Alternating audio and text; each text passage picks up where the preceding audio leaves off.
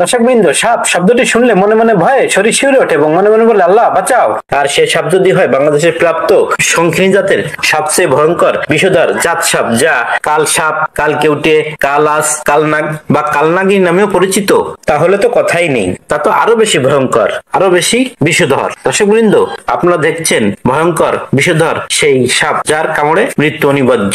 এই সাপের ইংরেজি নাম কমন ক্রেট আর বৈজ্ঞানিক নাম বনগ্রেচ সুরুলিয়াস।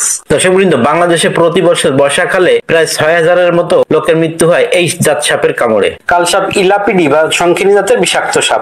বাংলাদেশে এই জাত সাপের কামড়েই প্রতি বছর সবচেয়ে বেশি মানুষের মৃত্যু হয়। এই সাপ ঝিনাইদহে কাননবোড়া, বরিশালে কালাঞ্জিরি, চট্টগ্রামে হানাচ এবং উত্তরবঙ্গে জাতি সাপ বলে পরিচিত। কেউটে সাপের গায়ের বর্ণ ধূসর কালচে রঙের এবং এদের গায়ে অর্ধাচন্দ্রাকৃতির সাদা বলয় আছে। বলয়গুলো ঘাড়ের পেছন থেকে শুরু হয়ে লেজ পর্যন্ত বিস্তৃত। পেটের নিচের দিকটা হলদেটে সাদা, মাথা চ্যাপ্টা ছোট, লেজ চিকন ভোতা। এই সাপ অন্য বিষধর সাপের মতো ফুসফুস করে শব্দ করে ফনা তুলে কামড় দেয় না, নীরবে নিভৃতে মাথা নিচু করেই কামড় দিয়ে ভয়ঙ্কর মৃত্যু ঘটায়। কালার সাপের দৈর্ঘ্য গড়ে 2 থেকে 3 মিটার অর্থাৎ 4 থেকে 5 হাতের মধ্যে। এই সাপ খাদ্য হিসেবে ছোট সাপ, ব্যাঙ, ইঁদুর, টিকটিকি সহ বিভিন্ন ছোট প্রাণী এবং পোকামাকড় খায়। পৃথিবীতে থাকা 8 প্রজাতির মধ্যে বাংলাদেশে শঙ্খিনী জাতের যে 5 প্রজাতির সাপ রয়েছে, তার মধ্যে যে 2টি প্রজাতি বিষাক্ত, তার মধ্যে এটি অন্যতম।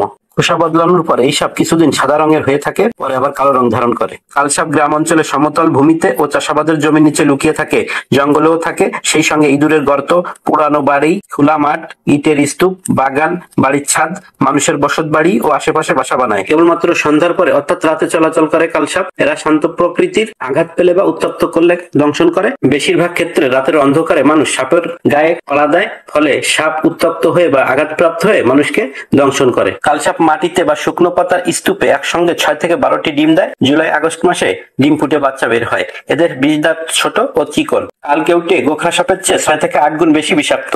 কালকেউটের এক কামড়ে 8 থেকে 12 মিলিগ্রাম বিষাক্ত বিষ বের হয়, যার 2 থেকে 3 মিলিগ্রাম বিষই একজন প্রাপ্তবয়স্ক সুস্থ মানুষের মৃত্যু ঘটার জন্য যথেষ্ট।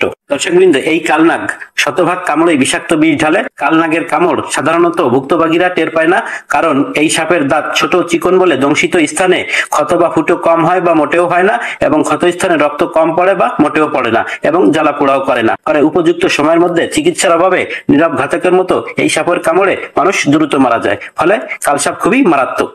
দর্শকবৃন্দ, সাপে কাটলে মানুষের শরীরে 3 ধরনের প্রভাব পড়ে, যথা রক্ত দূষণ, মাংসপেশি অকার্যকর হওয়া ও মস্তিষ্ক অকার্যকর হওয়া। এই কালসাপের কামড়ে প্রথমে রক্ত, পরে মস্তিষ্ক ও শেষে মাংসপেশি আক্রান্ত হয়ে মানুষ মৃত্যুবরণ করে। তবে ভিকটিমের যে যে লক্ষণ দেখে বোঝা যাবে তিনি কালসাপের কামড়ে আক্রান্ত হয়েছেন, সেগুলো হলো দংশিত স্থানে সামান্য ব্যথা, চুলকানি, অবাস বোধ করা, ঝিনঝিনানি ব্যথা, হাত পা গলা অবাস হওয়া, ঢোক গিলতে সমস্যা হওয়া, বমি বমি ভাব বা বমি হওয়া, পেট ব্যথা, মাংসপেশি ব্যথা ও শরীরে কাঁপুনি। কালনাগের কামড়ে আক্রান্ত ব্যক্তির হাত ও পায়ের নড়াচড়া বা রক্ত চলাচল বন্ধ করার জন্য হাত ও পায়ের সাথে শক্ত কোনো বস্তু বসিয়ে হাতের সাথে গামছা বা সুতি কাপড় দিয়ে হালকা করে বেঁধে দ্রুত যানবাহনে কাত করে শুইয়ে নিকটস্থ হাসপাতাল বা চিকিৎসকের শরণাপন্ন হতে হবে।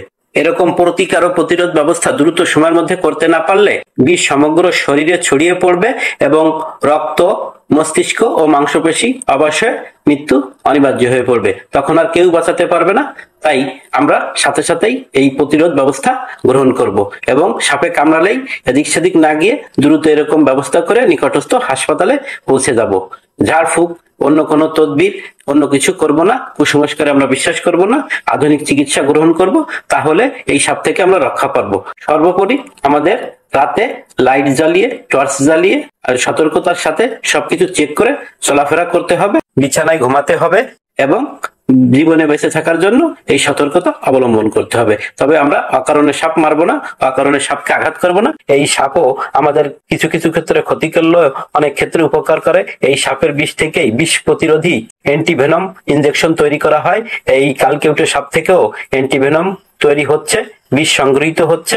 তাই দর্শকবৃন্দ, আমরা অকারণে সাপ মারবো না, তবে সাপ থেকে সর্বদাই সতর্ক থাকবো এবং সাপকেও আমরা মারবো না, এবং সাপে যেন আমাদের না কামড়ায় সেভাবে আমরা সতর্কভাবে চলাফেরা করব।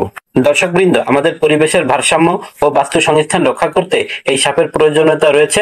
সাপ পরিবেশ থেকে অপ্রয়োজনীয় ক্ষতিকর প্রাণী, পোকামাকড় খেয়ে আমাদের পরিবেশের ভারসাম্য রক্ষা করে এবং পরিবেশে টিকে থাকে এবং আমাদেরও উপকারে লাগে। তাই আমরা সাপকেও মারবো না এবং সাপ থেকে সতর্ক থাকবো। দর্শকবৃন্দ, ভিডিওটি ভালো লাগলে লাইক কমেন্ট ও শেয়ার করে সাথেই থাকবেন।